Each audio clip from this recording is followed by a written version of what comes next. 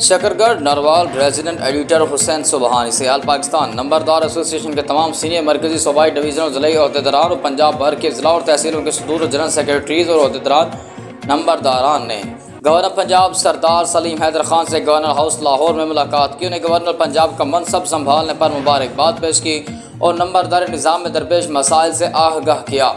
Malik Khalid Mahmood Gujjar division सदर Rawalpindi division मरकजी सदर चौधरी याकूब साबिर, नायब सदर पंजाब चौधरी तारिक गुज्जर, मरकजी जनरल सेक्रेटरी मिर्ज़ा गुलाम हसन, मरकजी चेयरमैन महल जफ़र अब्बास लोग, मलिक गुलाम कमर, ज़िले नायब सदर चौधरी इत्तफाक एडवोकेट, ज़िले chief organizer Sajjad Hussain Chachkana, chairman मुशावरती कमेटी और दूर दराज इलाकों से आए नंबरदारान की कसीर तादाद में शिरकत।